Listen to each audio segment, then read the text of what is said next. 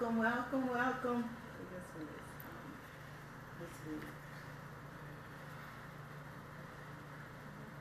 It's that one's building an audience for. Make sure you speak to everybody. Jalika, say hi, all that good stuff. And we also, for those of you who can't reach us on Facebook, we are also recording live on Periscope as well. You can find me under, what can you find me under? The title you gave me. No. Michelle Smack. Michelle Smack, yeah. All right, I see that our people are logging on. Welcome, welcome. Hi there. He said hello from Atlanta. Yes. First of all, while we're waiting, I would like to say thank you to all of those individuals who have been in my inbox and to let me know that they have been praying for me. Thank you very much. I had a very rough day on yesterday health-wise, but those that know me know that I'm a pusher, and no matter what, I'm going to keep on going. So I just wanted to tell you, thank you for the love that you've shown. I do feel better today. You ready? At this moment, we want to say welcome Periscope, welcome Facebook. Thank you for tuning in with Keeping It 100 with Michelle A. Thank you for the love. Appreciate the hearts. And with me on today, I have Jalika Smith. Jalika Smith. And our today's topic, if I can remember, is, what is it? Letting go. Letting go of the baggage from your past before marriage. So we're just gonna go ahead. We're gonna come into your living rooms. Welcome everybody. Welcome, welcome, welcome. We're gonna come into your living rooms and we're just gonna chat, and hopefully something that we say may help you guys. I'm single, and being a single person, I'm about ready to get married, but I'm not in a hurry to get married because I have a lot of baggage. I got a lot of things that I need to deal with myself, and I don't want to get into a marriage and bring all my drama and throw it on my husband. I know that they say that it's good to have a helpmeet, and and that person helps you out in your struggles and all that kind of stuff. But some of the stuff I got going on, I think that might be a little bit too much for him. So I'm just trying to loosen this chick up. So we're going to be transparent. We're not going to tell you too much of our business, but we are going to be transparent because it is a lot of people who have jumped and who have gotten married due to the fact that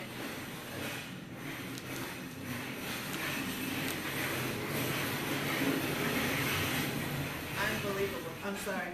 Due to the fact that is so ghetto. Due to the fact that they wanted to have sex, so they got married. Or they got married because the pastor told them they could work in ministry until they got married. Or there are some people who have gotten married for love. And then for whatever reason, whatever your motive was, some are gold diggers and they got married. I was going to sing that song, but I'm not going to sing that. But for whatever reason, you got married. And I just wanted to sit and chat with Jalika, someone who, are you married now? No. Who has been married but is divorced. But we kind of want to lead up to the marriage life. So I'm going to ask you a few questions. As you know, one thing I want to do is be transparent, but we don't bash the church. But we do want to open up the eyes and the mindsets of the church. There's some things we could change. There's some things we could do different. Sometimes some leaders say, you need to get married, you need to get married, you need to get married. So we're going to kind of deal with that.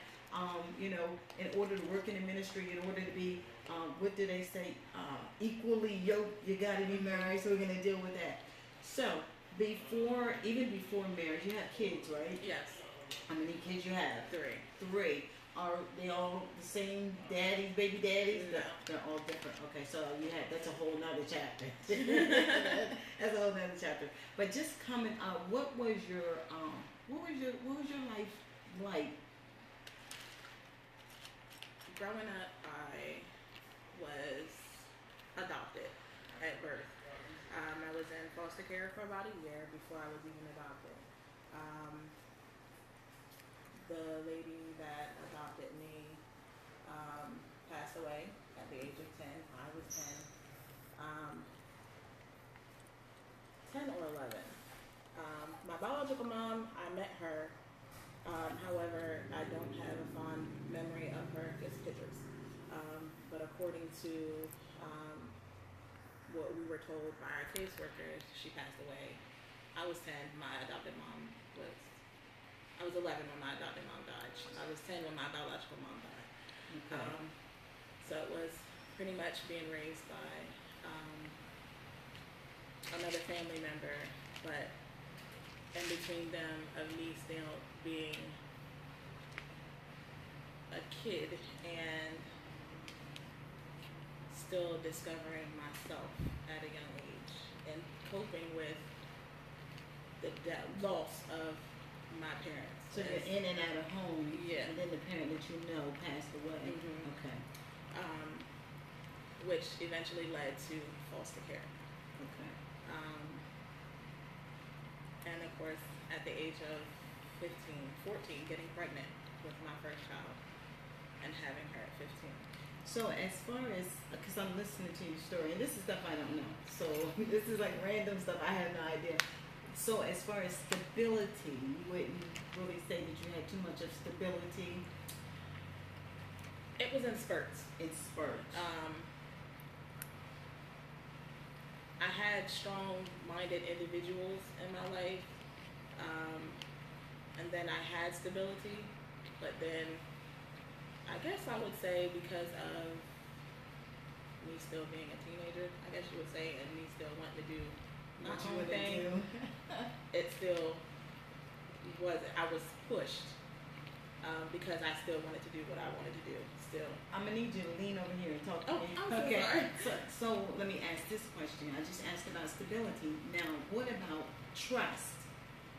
How in the middle of that, how was your trust factor? Because from me listening to you, I'm hearing you went from here to here to here to here. So at that meantime, different people were surrounding you. So how was your trust walk? I didn't trust anyone at all. At all. Even though I may have verbally said it out of my mouth, I You didn't still trust didn't them. trust them. What was your reasoning? Everyone that came in my life that said they was for me ended up leaving or dying. So trust was something, even still now, that I'm working on. I knew that. Well, okay, so we have I won't say the lack of, but your stability walk was a little unstable. Your trust walk was just jacked up. Now, as in walking through that, going through the different sections of your life, do you think that you became a person who began to build up walls, or you became a person who was self-sufficient where you did it yourself, or you protected yourself? Tell me about that. I would say both, because growing up, it was, in my eyes, everyone else against me. That's how you felt. That's how I felt. Okay. Not saying in general, if it was that way, that's how I felt. Everyone was against me. So it caused me to put up walls and to shut down and not talk and not trust people in general. Which then caused me to be, I want to say, at times jealous, because others had, which then forced me to be independent, to do things on my own because no one else would do it, or because I never opened my mouth to even ask for help because of trust and people not doing what they said they were going to do. So it caused me to be the strong-minded, independent, But you're don't today. need nobody person that I am today. Okay, now coming from that, because all that's understandable. I understand that. Now going and getting into your adult life where you have kids, you're responsible for kids, and were there individuals who were men back as role models, positive role models, that were in and out of your life? Now, the character that you just described would be this strong, independent black woman. My world or whatever it rules. How did you deal with that as a single person, trying to raise your kids, trying to do it all on your own, but also having a guy come in? I hit something. Relationships, I would say, was pretty much my way. If Like you control the relationship. To an That's extent. not good. It was my way because I was so independent. I didn't need you, but at the But end of you the day, did. I needed you, but I didn't need you. Hold on, stop right there. Hold that thought. What did you need him for? Companionship. Companionship. Sex. That's it. You're being honest. Financially, I did for me. I did for my children. So I didn't need you for anything other than sex So you or thought. companionship. Okay. And also, because I didn't have my father, I looked for those in men, characteristics in men. That's good. Okay, so you got married. Mm-hmm. What was your listen? Let me back up. Listening to your story from when you were a youth and lack of trust, not really no stability, the strong black woman, and then you get married with either Jalika's way or the highway.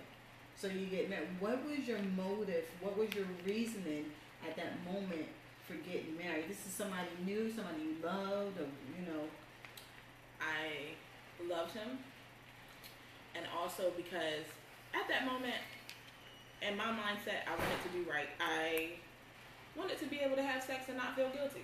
Unbelievable. I wasn't ready for that. Not. I wanted the bond between me and God. No, I wanted to have sex. Okay, but go ahead. Yeah, I'm being honest. I wanted know, to have I sex do. and not feel guilty.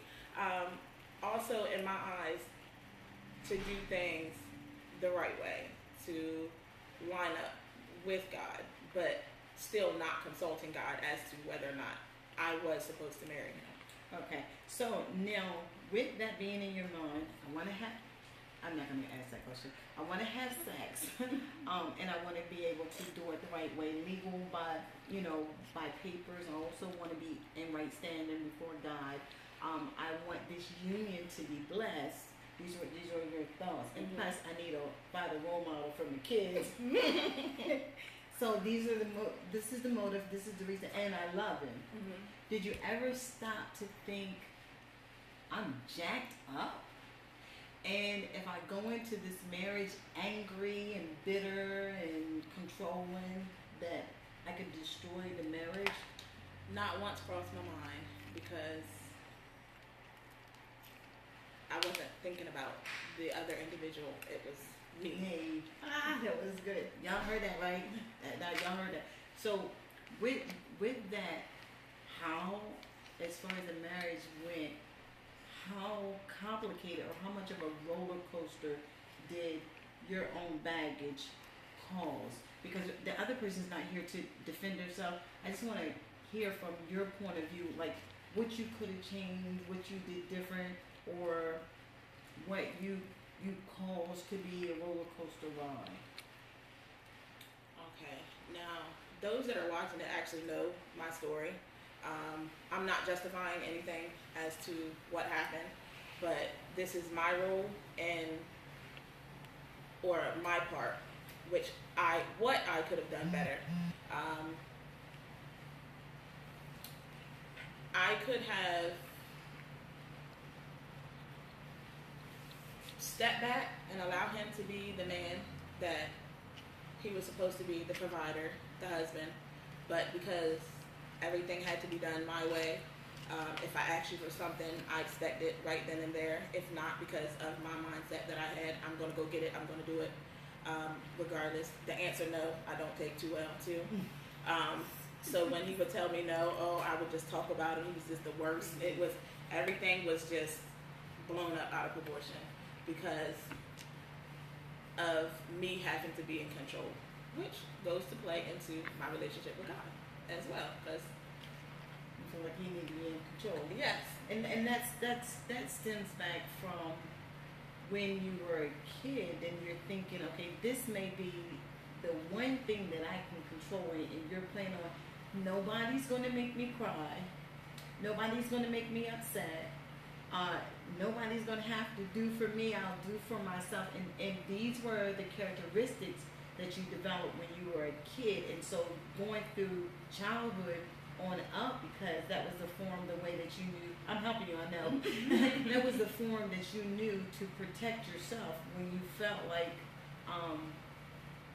that you were feel threatened. So instead of being vulnerable to you, it's easier to be defensive.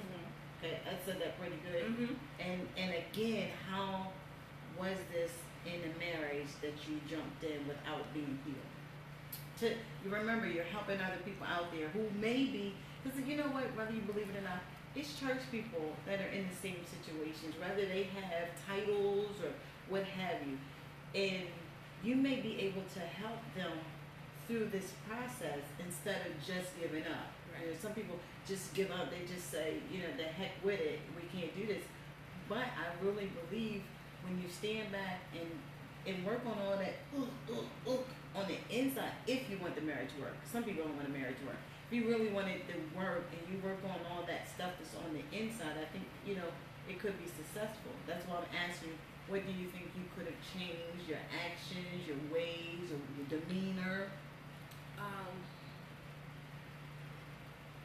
Getting healed of past hurts and letting go of baggage before marriage. Because of my trust issues, I never trusted him. He would tell me one thing, and I still would go behind him, investigate. You know, This is for the door? From the door. He ain't have a chance. I never gave him the opportunity to really love me, for me. I just feel that. Because I had so many walls up. And again, the control. You're the man, but I'm gonna wear the pants. I'm gonna do things. I'm gonna tell you what to do, how to do it, when to do it. Not necessarily in that aspect. Yeah, it's not as harsh, really. I actually want to go back to hold that thought. I want to go back to when you said you had your walls up and he didn't have a chance from the door. Do you think it could have been because of the fact that already I just feel like I'm hitting a whole lot of stuff, and as I'm talking, I don't know anything about marriage, but I've been in some relationships and I have been engaged, and I've walked into them with walls up. Everything you're saying is exactly how I was, so I can relate.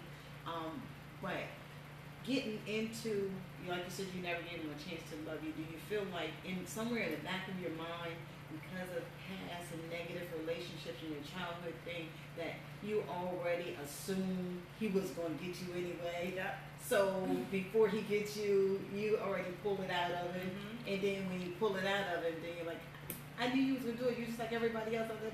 And that's exactly what happened. And then that's why I said that. And that's not a good thing. I'm not laughing at that. I'm just like, when you go to dig on the inside of you, and you really sit back and you think, you're like, you know what?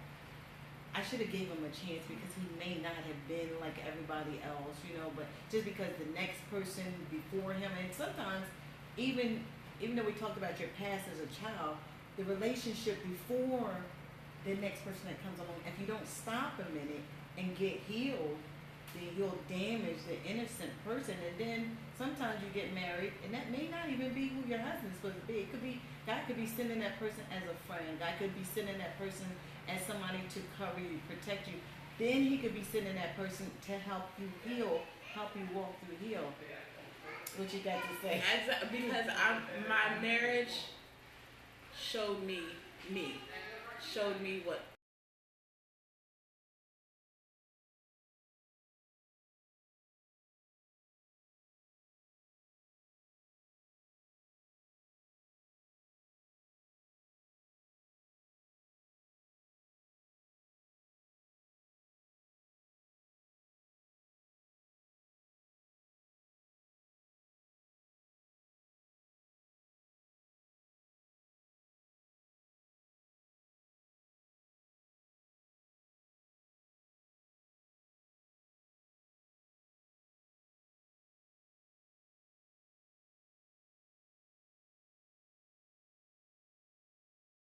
thing, because I learned in all of this as well. And that's good. That's good. Now, as far as because I was going to ask about that, as far as being that prayer warrior, in the negative times, the times that you were pissed off at him, do you think you covered him as much as you could have, or do you think like, well, you deserve it. That's what you're going to get. In all honesty. No, and before the mindset, before the change of mind, no, I let him go. Lord, if you get him, you get him. He deserves it. He deserves it. And that's just how I was. But now thinking back on it, that's selfish. That's good. Yeah. Lord forgive me for some of us. And just really sitting there and think like, Lord forgive me for some.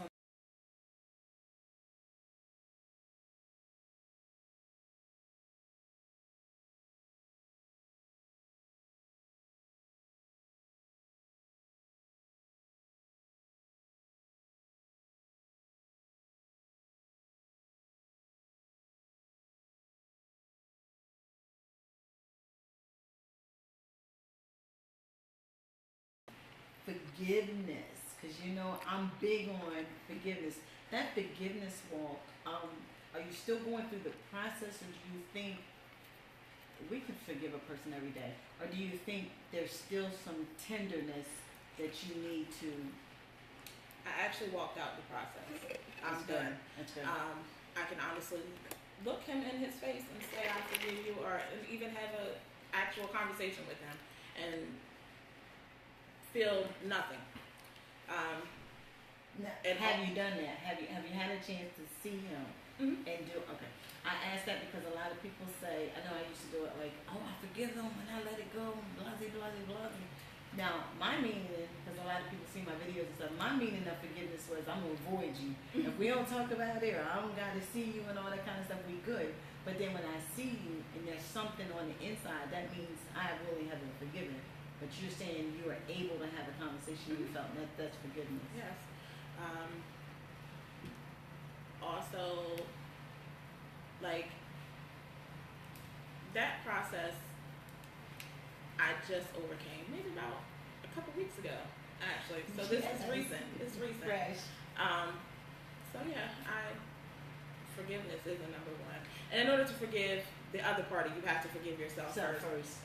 Because I still felt guilty because of the role that I played. Even though, for those that know my story, I still played a role in that as well, that I had to acknowledge and I had to admit to, and I had to forgive myself in order to move on. And sometimes you have to humble yourself and go back to that individual. It's not punking out, but please forgive me for the part that I played in this relationship because I could have done things better. Because once you release that and you can move on, you're not held captive in that situation. Now, let me ask you, because I know we talked about the husband. Do you feel like you have forgiven people from your past, from where you said you were in and out of homes, the things they've done, the things they've said to you? Do you feel like, even as far as your mother, you think you've forgiven her for leaving you? As a tender age as a child, our mindset is just crazy. Because if we're going to do forgiveness in a marriage and make it work in a marriage, then before we get married again or get in another relationship, we still have to turn around and deal with all that other junk.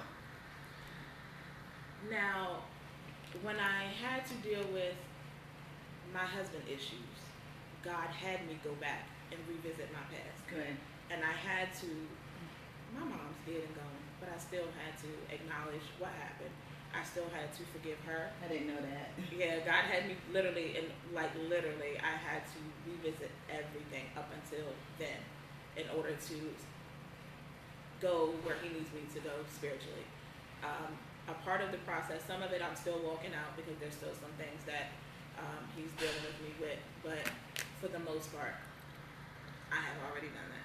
So in doing all that and letting go of forgiveness and revisiting certain things, issues that hurt, how has that developed your spiritual walk or how has that made you more sensitive to other people who are walking through some of the same things? Because I was there.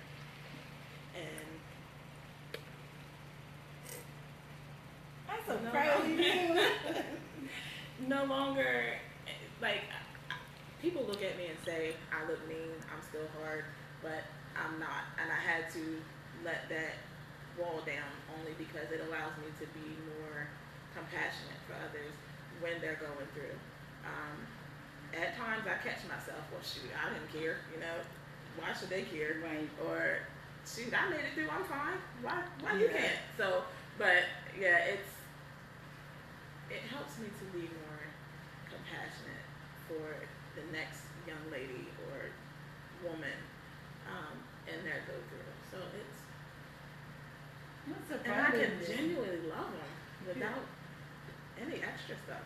Yeah, and it's like, okay, that's not my worry, that's his worry, but I'm gonna pray for him in the meantime. Now, what good, and I'm closing, but what good and positive things would you say that you took out of this marriage that were, what was a positive highlight in your marriage with your spouse?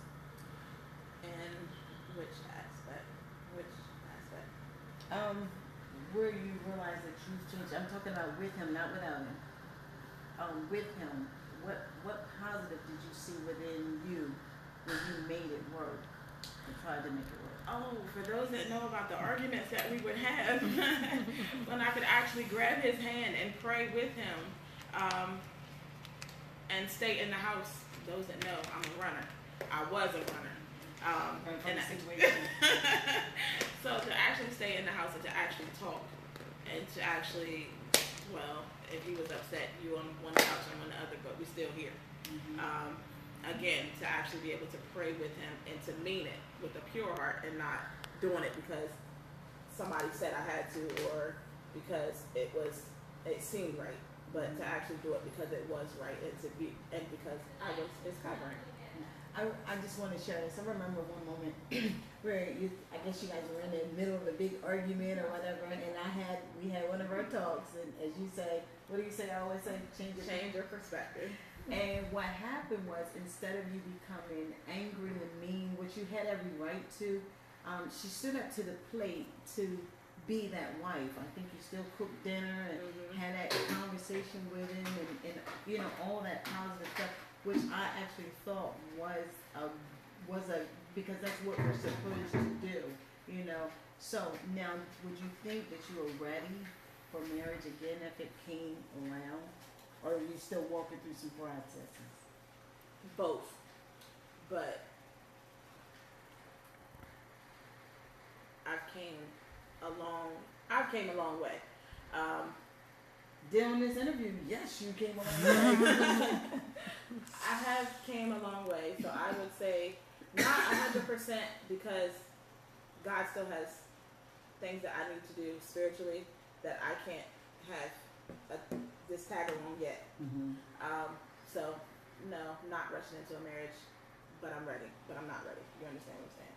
A double-minded man is unstable in all his ways. I'm not double-minded. I'm not unstable. You acknowledge that there's still some healing. So because there's still some healing, that's kind of where I'm at right now, is being single. There's still some healing. There's still some residue, and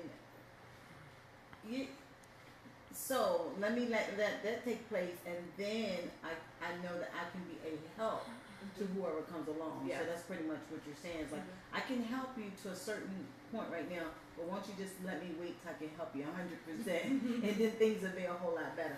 Okay, I'm going to give you this opportunity to take the platform that if there's broken women that are out there who are watching, because people will come and they'll do replays and all that, but to those broken women who are out there and who feel like they're stuck emotionally, like they love him but they want out because they're frustrated, what would you say to those individuals as far as being healed in the process of the storm, or either not get married until you're healed before you go through a storm? What would you say to those women out there? To the ones before marriage, just make sure that you're not bringing your past into your marriage. By past, meaning friends, male friends to the females, men, female friends. Don't bring them into the relationship. Even family members, don't bring them into the relationship. That's good. If you're in the middle of a marriage and you're frustrated, you don't think it's going to work out, as it was taught to me, try every avenue that you can to make it work before you quit.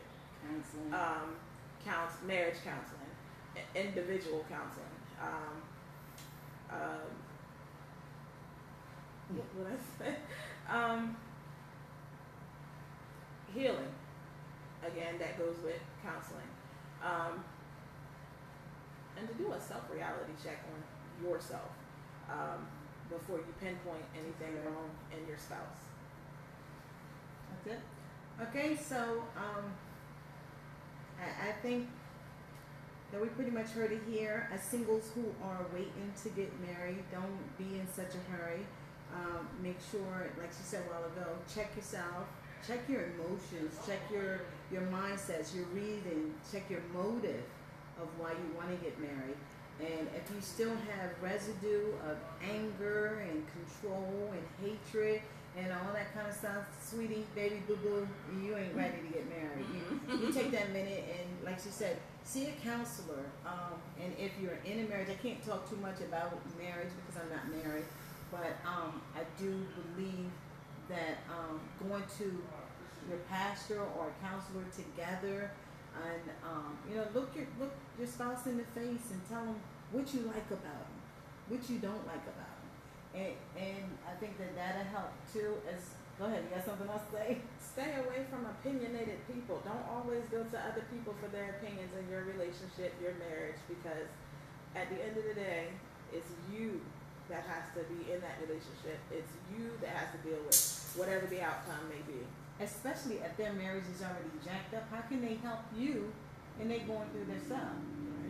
So if you feel like you need counseling, go to a couple who has been in a relationship a good amount of years. Nobody's relationship is perfect, but they can give you an advice. But if it's somebody who's always threatening they about to get divorced or what have you, they can't help you at all. Real quick, it was something else that I wanted to ask you, and that had to do with as far as and I'm not trying to go into your sexual relationship with marriage, but I figure if we're going to cover it, we're going to cover it all. How do you feel about when you met your spouse? You gave him the lingerie and, you gave him all the works. And then after you gave him the sweatpants and the sweatshirt and all that kind of stuff. Talk about that a little bit. That's a turn off in the male aspect. How you got them is how you keep them. Because if not, they will begin to go outside of the house, pretty much.